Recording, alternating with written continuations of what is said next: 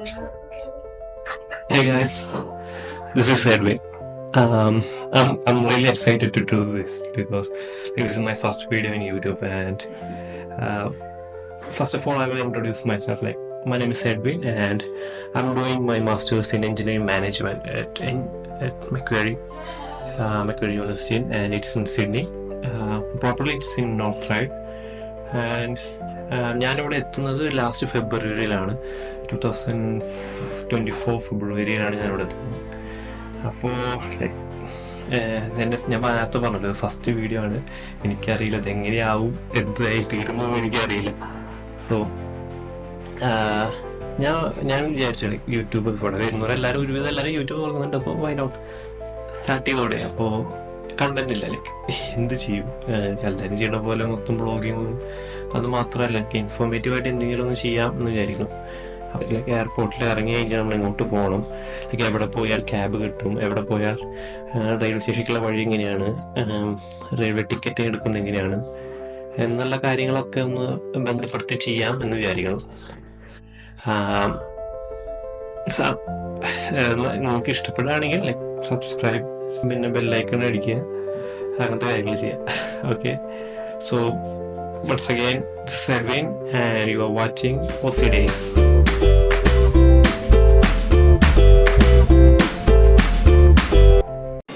അപ്പോൾ നമ്മുടെ ചെക്കിങ്ങും എല്ലാവിധ ഫോർമാലിറ്റീസും കഴിഞ്ഞ് നമ്മൾ ഈ വഴിയാണ് വരിക. ഇപ്പോൾ നിങ്ങളുടെ ഫാമിലീസ് നിൽക്കുന്നുണ്ടെങ്കിൽ എയർപോർട്ടിൽ, നിങ്ങളുടെ ഓൾറെഡി സിഡ്നിയിൽ ഫാമിലീസ് ഉണ്ടെങ്കിൽ ഇവിടെ തന്നെ ആയിരിക്കും അവരൊന്ന് നിൽക്കുന്നുണ്ടാവുക നിങ്ങളെ സ്വീകരിക്കാൻ വേണ്ടിയിട്ട്. അല്ലാത്തവർ like for taxis or trains അല്ലെങ്കിൽ പാർക്കിംഗ് സൈഡിലാണ് ആ ഫാമിലീസ് നിൽക്കുന്നത് വെച്ചെങ്കിൽ അവിടേക്കുള്ള വഴി അതൊക്കെയാണ് വീഡിയോയിൽ കാണിക്കാൻ ഉദ്ദേശിക്കുന്നത്. നമുക്ക് ആദ്യം പാർക്കിംഗ് സ്ഥലത്തേക്ക് പോകാം. കാർ പാർക്കിംഗ് അടുത്ത് തന്നെയാണ്. അറൗണ്ട് ഇപ്പോൾ ഇവിടുന്ന് ഇറങ്ങിയിട്ട് തന്നെ നമുക്ക് ഓൾറെഡി എല്ലായിടത്തും ഡയറക്ഷൻസ് ഉണ്ടാവും. എങ്ങോട്ടാണ്, ഏതൊക്കെ സ്ഥലത്തേക്ക് പോയാലാണ്, എല്ലായിടത്തും സ്പെസിഫിക് സൈൻസും ഡയറക്ഷൻസ് ഉണ്ടാവും. ഏത് സ്ഥലത്തേക്ക് പോയാലാണ് കാർ പാർക്കിംഗ്, അതുപോലെ ഏത് സ്ഥലത്തേക്ക് പോയാലാണ് ഊബർ കിട്ടുന്ന സ്ഥലം, അങ്ങനെയുള്ള സ്ഥലങ്ങളെല്ലാം. അപ്പോൾ ആദ്യം കാർ പാർക്കിംഗ് സ്ഥലത്തേക്ക് പോവാം. ഇതിപ്പോൾ ഞാൻ വന്നിറങ്ങിയ സമയത്തും എനിക്ക് ഒരു പിടുത്തമുണ്ടായിരുന്നില്ല എവിടെയായിരുന്നു സംഭവം, എവിടെയാണ്, എവിടെ പോയി ട്രെയിൻ കിട്ടും. എൻ്റെ ഫാമിലീസും എൻ്റെ റിലേറ്റീവ്സ് ആരും ഇവിടെ ഉണ്ടായിരുന്നില്ല. അപ്പോൾ എനിക്ക് ഓൾറെഡി ഒരു കൺഫ്യൂഷനായിരുന്നു. അതുകൊണ്ട് ഇനിയിപ്പോൾ ഇറങ്ങുന്നവർക്ക് ഞാനും അങ്ങനെ കൺഫ്യൂസ്ഡായിട്ട് ഇരിക്കാൻ പാടില്ല. എനിക്കറിയാം എല്ലാവർക്കും ഇപ്പോൾ ഫസ്റ്റ് ടൈമാണ് പുറത്ത് ഇന്ത്യക്ക് പുറത്ത് ഞാനും ട്രാവൽ ചെയ്തേക്കണത്. ഫസ്റ്റ് ടൈം അല്ല, സെക്കൻഡ് ടൈമാണ്. ബട്ട് മറ്റൊരു ടൈം എൻ്റെ ഫാമിലി ഉണ്ടായിരുന്നു, പിന്നെ അതൊരു ഹോളിഡേ ട്രിപ്പായിരുന്നു. അപ്പോൾ ഞാൻ പറഞ്ഞു വന്നത് ഇപ്പോൾ ആദ്യമായിട്ട് ഇങ്ങനെ വന്നിറങ്ങുമ്പോൾ നമ്മൾ ഓൾറെഡി കുറേ ടെൻഷനായിരിക്കും. ചെക്കിങ് ക്ലിയർ ആവുമോ, അല്ലെങ്കിൽ അവരെന്തെങ്കിലും പ്രശ്നം പറയുമോ, ഇമിഗ്രേഷനിൽ എന്തെങ്കിലും പ്രശ്നം പറയുമോ, അങ്ങനെ ഓൾറെഡി നമുക്ക് പേടിയായിരിക്കും. അപ്പോൾ പിന്നീട് ഇനി കൂടുതലാവും പുറത്തിറങ്ങിയിട്ട് ഉള്ള പേടി കുറച്ച് കുറയ്ക്കാൻ വേണ്ടിയിട്ടാണ് ഞാൻ ഇങ്ങനത്തെ ഒരു വീഡിയോ ചെയ്യാം. അപ്പോൾ ആൾക്കാർക്ക് മനസ്സിലാവില്ല എങ്ങോട്ട് പോകാം, അതേപോലെ എങ്ങോട്ടാണ് പോകേണ്ടത്, എവിടേക്കാണ് ഓരോ സ്ഥലങ്ങളും എന്നുള്ള കാര്യങ്ങൾ ചെയ്യാമെന്ന് വിചാരിച്ച് തുടങ്ങിയത്.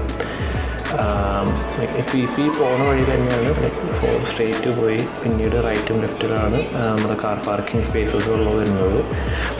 ഞാൻ നേരത്തെ പറഞ്ഞ പോലെ എല്ലായിടത്തും ഡയറക്ഷൻസ് ഉണ്ട്. അപ്പോൾ നമുക്ക് വഴി തെറ്റാൻ ഒരു ചാൻസും ഇല്ല. പിന്നെ ഈ വീഡിയോയും കണ്ടു കഴിഞ്ഞാൽ നിങ്ങൾക്ക് ഓൾറെഡി മനസ്സിലാവും എന്തൊക്കെ ചെയ്യുന്നത്. ഇത് പിന്നെ കാർ പാർക്ക് ചെയ്തിട്ട് അതിൻ്റെ ക്യാഷ് നമുക്ക് കൊടുക്കാനുള്ളതാണ്. അത് പിന്നെ ഇപ്പോൾ നമ്മൾ നോക്കേണ്ട ആവശ്യമില്ല, കാരണം നമ്മളിപ്പോൾ കാറായിട്ടൊന്നും നല്ലത് അനുഭവം. അപ്പോൾ ഇപ്പോൾ റൈറ്റിൽ പോയാൽ പബ്ലിക് പാർക്കിംഗ് ആണ്. പിക്കപ്പ് ഇപ്പോൾ നിങ്ങളുടെ ഫാമിലി ആരെങ്കിലും കാറിൽ വെയിറ്റ് ചെയ്യാണ് എന്നുണ്ടെങ്കിൽ നിങ്ങളിപ്പോൾ ഈ റൈറ്റിൽ പോയി കുറച്ചുകൂടി അങ്ങോട്ട് പോയി കഴിഞ്ഞാൽ അവരെ വിളിച്ചാൽ മതി. അവർ പാർക്കിംഗ് സ്ഥലത്ത് നിന്ന് എടുത്ത് അവർക്ക് മനസ്സിലാവും പബ്ലിക് പിക്കപ്പ് എവിടെയാണെന്ന് അവർക്ക് അറിയണ്ടാവും. ഓൾറെഡി അവരുടെ ഇവിടെ ഉള്ളവരാണല്ലോ. അല്ലെങ്കിൽ റൈഡ് ഷെയർ, ഇപ്പോൾ നിങ്ങൾക്ക് ടാക്സി തന്നെ ഷെയർ ചെയ്തിട്ട് പോവുക, അങ്ങനത്തെ ഒരു പരിപാടിയാണെങ്കിൽ നിങ്ങൾക്ക് ഇവിടെ ലെഫ്റ്റിലാണ്. ഞാൻ ആ സ്ഥലം കൂടി കാണിച്ചു തരാം. ഏതായാലും അത് ഡിപ്പെൻസ്, നിങ്ങളിപ്പോൾ ഏത് മോഡ് ഓഫ് ട്രാൻസ്പോർട്ട്, നിങ്ങൾ ആദ്യം നാട്ടിൽ നിന്ന് വരുമ്പോൾ തന്നെ എങ്ങനെയാണ് പ്ലാൻ ചെയ്ത് വരണം, ഏത് മോഡ് ഓഫ് ട്രാൻസ്പോർട്ടാണ്. കാരണം ഇവിടെ വന്നിട്ട് പിന്നീട് നമുക്ക് ഡിസൈഡ് ചെയ്യാവുന്നൊരു കാര്യം വേണ്ട. ഇപ്പോൾ ഓൾറെഡി നാട്ടിൽ നിന്ന് തന്നെ പ്ലാൻ ചെയ്യുക. അല്ലെങ്കിൽ ഫാമിലീസ് ഇവിടെ ആരെങ്കിലും രീതിയിലുള്ള ബന്ധുക്കളുണ്ടെങ്കിൽ അവരോടൊന്ന് ചോദിച്ചു നോക്കുക. അപ്പോൾ നമുക്ക് ആ ഒരു ഭാരം നമ്മളെ ഒഴിവായി കിട്ടുമല്ലോ. അപ്പോൾ ടെൻഷൻ അടിച്ച് പിന്നെ അത് നിൽക്കേണ്ട ആവശ്യമില്ലല്ലോ. പിന്നെ ഇനിയിപ്പോൾ അടുത്ത് പബ്ലിക് പിക്കപ്പിലാണെങ്കിൽ നേരെ ഇപ്പോൾ നമ്മൾ ലെഫ്റ്റ് പോയ സ്ഥലത്ത് തന്നെ അവിടെ നിന്ന് റൈറ്റ് പോവുക.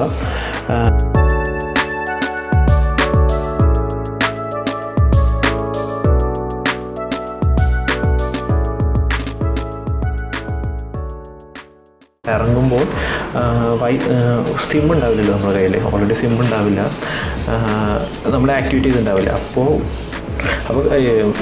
എയർപോർട്ടിൽ തന്നെ വൈഫൈ തന്നെ ഉപയോഗിക്കുക.